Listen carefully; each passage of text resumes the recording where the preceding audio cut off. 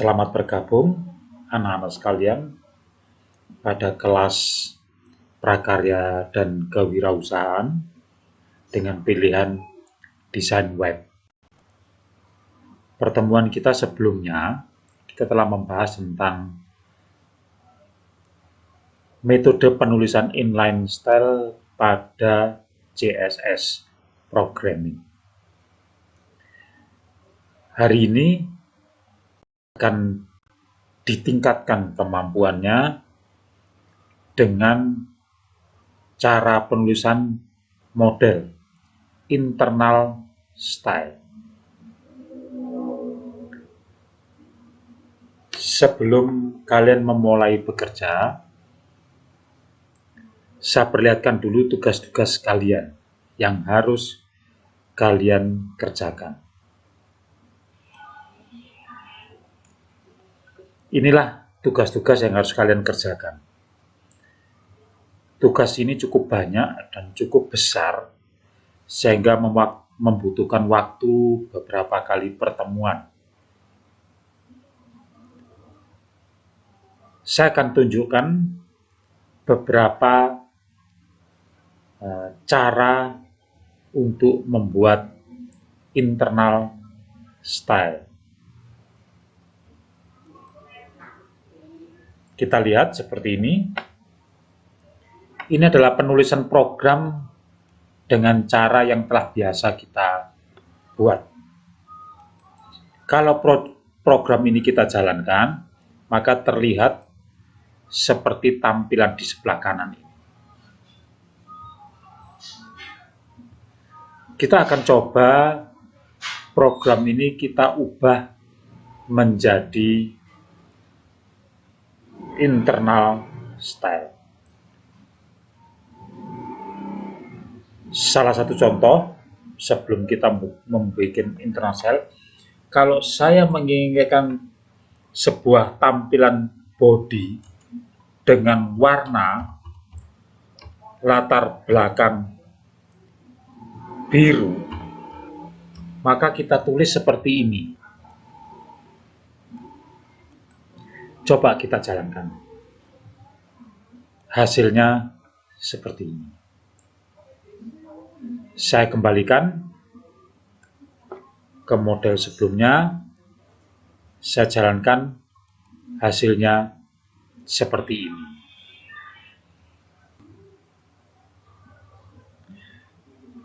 Kita akan ubah cara penulisannya dengan menggunakan internal style pada programming CSS. Caranya adalah seperti berikut. Kita beri perintah style.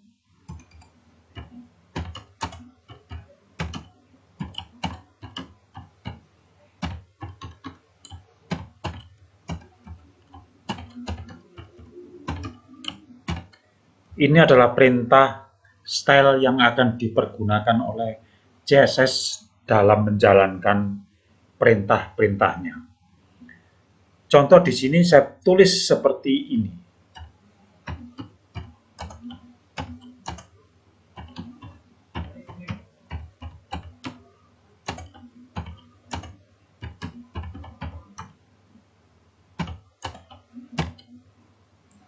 Artinya adalah perintah atau tag HTML body akan mempunyai latar belakang berwarna kuning. Kita coba, kita jalankan. Maka sudah berwarna kuning. Mengapa? Karena di sini ada perintah body yang akan dijalankan oleh body pada sebuah HTML. Jadi semua perintah body pada HTML akan berbackground yellow. Kita akan tingkatkan lagi tentang ukuran hurufnya.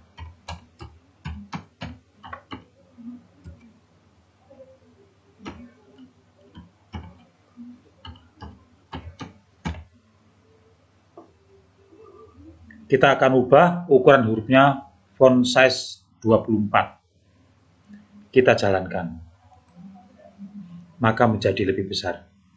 Dengan perintah seperti ini, maka semua font yang ada di bagian body akan mengikuti perintah font size sama dengan 24, kecuali diatur tersendiri. Kalau tidak diatur, dia akan menjalankan perintah 24. Cara penulisannya di banyak situs biasanya ditulis seperti ini.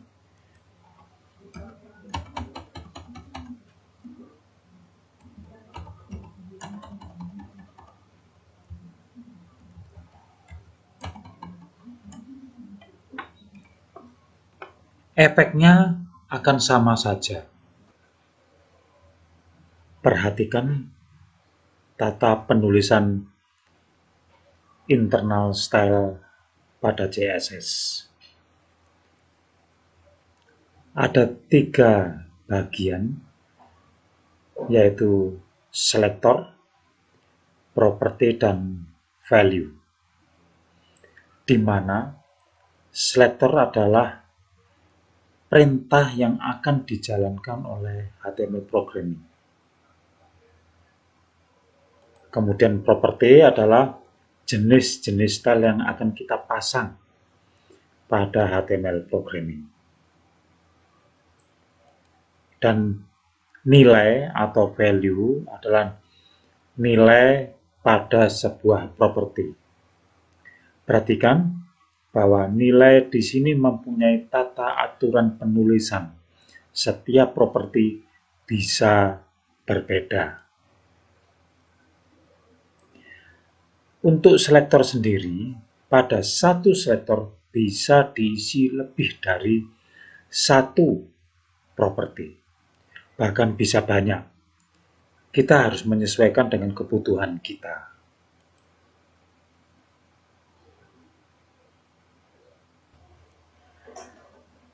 Mari kita kembali ke pengajaran kita. Sekarang kita akan bahas mengenai selektor dalam sebuah CSS programming. Kita lihat macam-macam selektor. Di tampilan saya, di pengajaran saya hanya memperkenalkan 3 selektor. Padahal selektor sebetulnya lebih dari itu. Kita lihat yang lainnya. Ada 5 selektor di CSS. 1 selektor tag, 2 selektor kelas, 3 selektor ID, 4 selektor atribut, 5 selektor universal. Dan tambahan dari saya ada selektor bebas. Selektor bebas itu menjadi sangat enak bagi kita kalau kita ingin bekerja untuk hal-hal yang lain. Kita kembali ke program kita, buatan kita, seperti ini. Perhatikan, kita menulis perintah body pada sebuah style CSS. Itulah yang dikenal dengan kata selektor tag, karena selektornya bekerja pada tag body. Sehingga perintah body atau tag body mengikuti aturan yang dibuat di selektor tag. Tampilan yang lain seperti ini. Kita ke berikutnya lagi, yaitu selektor atribut. Selektor yang bekerja pada sebuah atributnya tag. Di sini contoh atributnya adalah tipe sama dengan teks. Tagnya adalah input. Maka kalau program kita jalankan akan jadi seperti ini. Jadi tag input punya tipe atau punya atribut tipe yang berjenis teks. Dan selektornya menggunakan selektor atribut. Sehingga tampilan inputnya bisa kita ubah. Berikutnya lagi adalah selektor universal. Selektor universal adalah selektor yang sifatnya sangat umum. Biasanya dipakai oleh programmer-programmer untuk mengawali sebuah program. Bisa kalian pelajari sendiri bagaimana selektor universal. Kita kembali ke e-learning kita. Saya akan tunjukkan bagaimana membuat selektor kelas.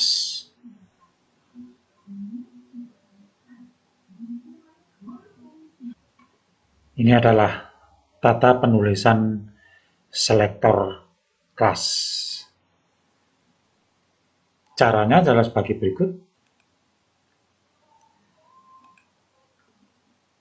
Jadi pada perintah style, pada internal style, kita tulis perintah titik huruf misalnya. Di sini contohnya titik huruf. Itulah selektor kelas dengan awalan titik. Di mana selektor kelas untuk huruf itu ukuran hurufnya adalah 30 px, colornya adalah red. Bagaimana cara penulisannya di HTML programming? Kita lihat, cara menulisnya adalah seperti ini. Jadi font, kemudian kelas huruf. Dan secara otomatis tulisan SMA dan Pumalang akan mengikuti font size 30 dan colornya red. Itulah tata cara penulisan selektor kelas. Bagaimana dengan selektor ID? Kita lihat. Selektor ID dan selektor kelas cara penulisannya sama. Bedanya adalah di awalnya. Kalau selektor ID, maka awalnya diberi tanda pagar. Diberi tanda pagar seperti ini. Dan perintahnya adalah ID sama dengan huruf. Maka semua penulisan SMA Dempo Malang Selektor ID itu akan mengikuti font family Verdana font size 30 dan warnanya biru. Itu perbedaan antara selektor ID dan selektor kelas. Yang mana yang harus kita gunakan? Terserah. Kita ingin menggunakan yang mana sama saja. Sekarang kita coba yang lain, yaitu selektor bebas. Cara menulisnya juga sama. Perbedaannya adalah pada perintah huruf tidak diberi awal. Jadi huruf begitu saja. Ini akan menjadi tag baru atau perintah baru pada HTML. Maka cara penulisannya adalah dengan cara kita beri perintah tag huruf dan diakhiri dengan penutup tag huruf. Itulah penulisan selektor bebas. Demikian penjelasan saya pada hari ini. Untuk penjelasan berikutnya, yaitu styling link, kemudian styling text, styling font, dan styling box, saya akan susulkan di pertemuan berikutnya.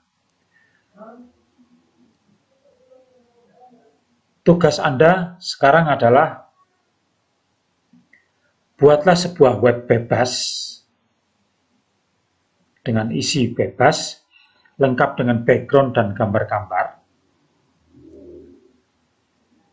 Jangan lupa di bagian awal tertulis secara mencolok namamu, kelas dan nomormu, sekolah, dan tanggal pembuatan.